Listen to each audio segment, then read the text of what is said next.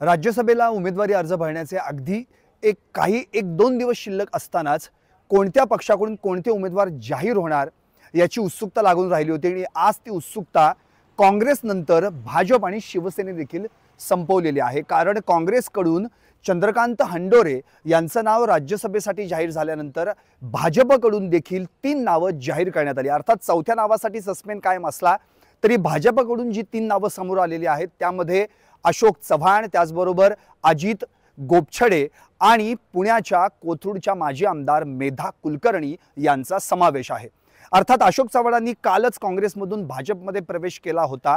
अर्थात जेव्हा अशोक चव्हाणांनी काँग्रेसच्या प्राथमिक सदस्यत्वाचा राजीनामा दिला त्यानंतर मी भाजपमध्ये जाणार नाही आणि 2 दिवसांनी माझी भूमिका जाहीर करेन असं म्हटलं होतं, पण लगेच म्हणजे कालच भाजपमध्ये प्रवेश केला। त्याच वेळी भाजपनं अशोक चव्हाणांना का घेतलं हे चित्र स्पष्ट झालं आणि अशोक चव्हाणांना तात्काळ आज राज्यसभा उमेदवारी जाहीर देखील करण्यात आली। कालच त्यांनी नो ड्यूजसाठी सार्वजनिक बांधकाम खात्याकडे अर्ज देखील केला होता।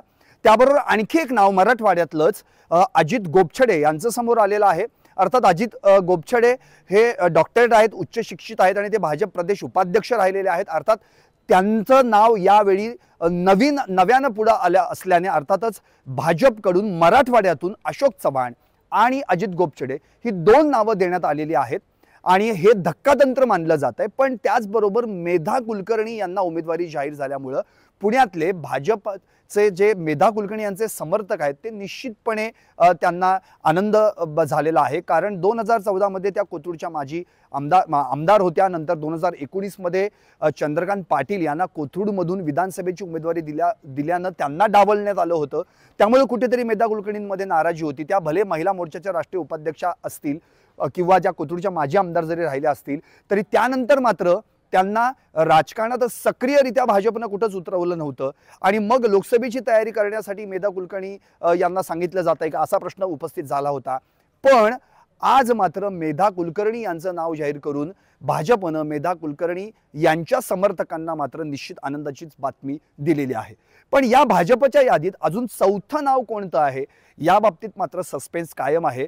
पण तिकडे विनोद तावडे असतील किंवा विजया रहाटकर असतील ज्या राजस्थानच्या सहप्रभारी राहिलेल्या होत्या किंवा माधव भांडारी असतील, अमरीश पटेल असतील, पंकजा मुंडे असतील आणि नारायण राणे यांची मात्र नावं यादीमध्ये नाहीत। त्यामुळे नारायण राणेंना कदाचित लोकसभेसाठी उमेदवारी दिली जाऊ शकते का हा देखील एक प्रश्न या ठिकाणी उपस्थित होऊ शकतो। राहिला प्रश्न शिवसेनेचा। शिवसेना एकनाथ शिंदे गटाकडून मिलिंद देवरा यांना राज्यसभेची उमेदवारी देण्यात आलेली आहे। नुकतंच त्यांचं नाव देखील जाहीर करण्यात आलं। मिलिंद देवरा यांनी देखील काही दिवसांपूर्वी काँग्रेसच्या प्राथमिक सदस्यत्व पदाचा राजीनामा दिला होता आणि शिवसेना शिंदे गटात प्रवेश केला होता। त्याच वेळी त्यांना देखील राज्यसभेवर पाठवलं जाणार हे मात्र त्यावेळी देखील निश्चित झालं होतं। आता राहिलंय राष्ट्रवादी अजित पवार गटाकडून अद्याप तरी कोणताही उमेदवार जाहीर करण्यात आलेला नाही। कदाचित थोड्या वेळानंतर अजित पवार गटाकडून म्हणजे राष्ट्रवादीकडून त्यांचा उमेदवार राज्यसभेसाठी कोण असेल हे मात्र निश्चितच जाहीर होणार आहे। राज्यसभेची निवडणूक 27 फेब्रुवारीला होणार आहे। 29 तारखेला निकाल लागणार आहे आणि उद्या फेब्रुवारी म्हणजे 15 फेब्रुवारी रोजी राज्यसभेच्या उमेदवारांचा अर्ज भरण्याची शेवटची मुदत आहे। पाहत रहा निर्भीड आणि सडेतोड सरकारनामा।